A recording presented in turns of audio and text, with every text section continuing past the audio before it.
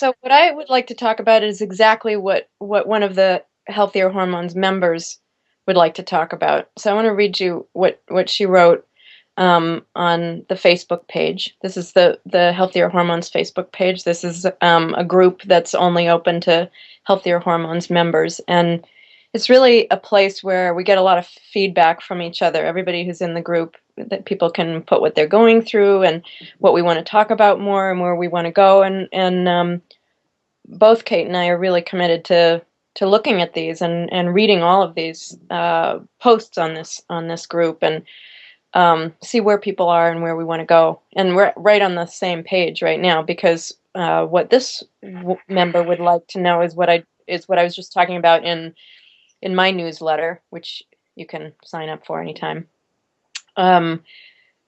So she says, I wonder if we can post thoughts and questions for the next call on February 19th. If there's room for it, I would love to hear more about a topic you introduced in your last newsletter, Dr. Claudia Welch, around what we look for and what we see.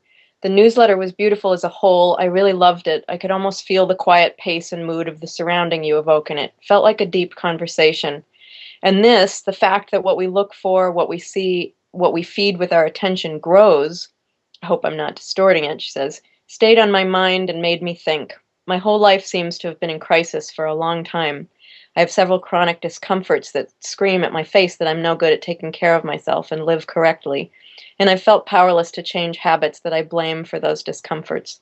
So what we look for, what we see grows. The pain and disappointment at myself it's tempting to run, makes me tempted to run. I'm editing a little tiny bit, tempted to run like a hamster to find a solution, which keeps my mind insanely busy. But maybe I could look more for the simple joy of living. It is there, and I feel it often with gratitude. Maybe it would bring some kind of relief, balance, harmony. I don't know, just sharing this piece of thought. Sending love to you all. Of course, we are to her. And so I love this, and I've been thinking about this a lot. It's also part of a book that I'm writing that should be out in July, hopefully, or that I've written should be out in July. And so that's what I would like to talk about in great measure tomorrow at our live meeting with everybody, and whatever else comes up. There's a few other things on the group page that I'd love to talk about, but I think this is really important, and it's you know the book that I wrote in the newsletter was in some measure about practitioners, how we find what we look for in our patients and what we find. But I really feel it's applicable to everybody. What do we look for in each other? What do we look for in ourselves? What do we look for in our environment? And what we look for affects us and affects what we see. So what we look for, there's this, what I feel is a truism in Eastern thought, that our prana follows our attention, our prana follows our focus. We feed what we focus on. And in the newsletter, I give some examples, and you can probably think of some yourself. But in a very real sense, if we look for the good in something, it doesn't even matter if we find the good. It just matters that we look for it, because as we look for it, we feed it, and we feed the good in someone else. Or we're looking for something good in ourselves when we're having a hard moment. We look for that spirit in ourselves underneath the chaos and underneath the pain and underneath the screaming thoughts, or somebody I know calls them the blank fairies, a four-letter word that starts with S, right? So she calls them the fairies. And so when those are screaming at us, like we're tempted to look at all of those fairies and those demons and feed those worries and indulge those worries, that's what we end up feeding. And if we can look underneath that for the spirit and the good, then it doesn't matter if we find it or not. We're feeding it as we're looking for it, and we are instilling a cure of the problem as we're looking for the cure. Because if we're looking for the cure, we're feeding the cure. So this is the kind of stuff I want to talk about, but of course I don't want to talk about it all right now in this little tiny video, but that's the kind of stuff I want to go into tomorrow. Yeah, what comes up for me in this conversation is that we can make a decision. We can really make a decision of how we want to show up each day. We can make a decision of what perspective we want to take. Like, do we want to have an easeful perspective, or do we want to have a stressful perspective, right? And it's so, I think what we now know from like a lot of the coursework that we do in that you really explain is like why that is physiologically. I think we all know it. Like when we make a choice that like I'm going to have an easeful relationship to my own life today, and just practice that. Like, and then like we'll get stressed out. Like 2 minutes later, be like, oh my god, you know.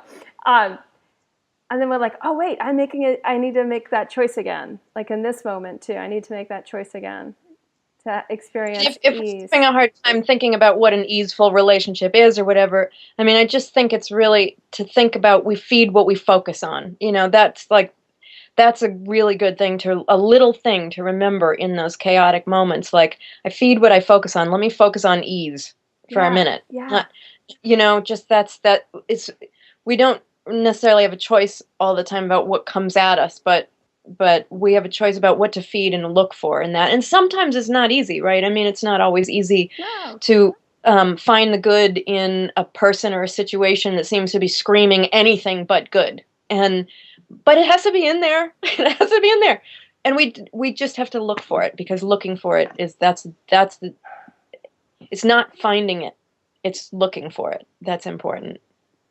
yeah, So. right. And I just want to just unpack that too a little bit because then it's like that perspective's always there, right? The like the good, the true, the beautiful, the ease, that's always there, whether we're conscious of it or not. So why don't we just use as a practice become committed to presencing that, right? And as that happens, it shifts our physiology. And I love that, you know, one of the things I've seen so much in the forum lately is like people getting that like I understand why.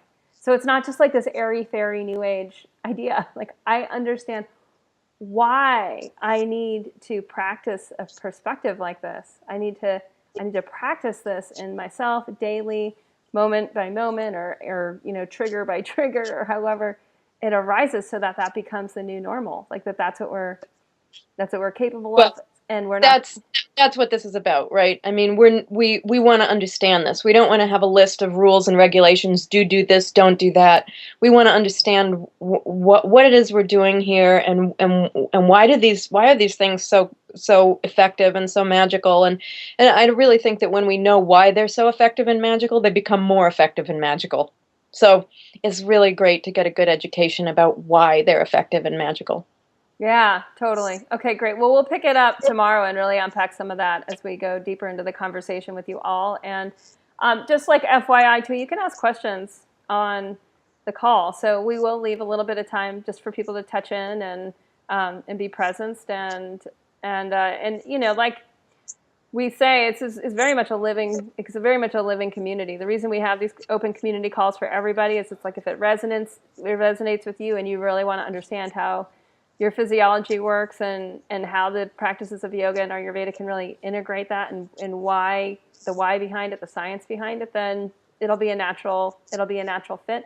And we're both committed to just growing the community and really being there. And one of the things that I've seen so much is, you know, just the love and the support that's in there for people to really attune to their practices.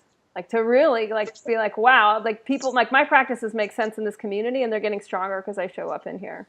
It's awesome to see. See you tomorrow. The Sattva whole thing is just an accident.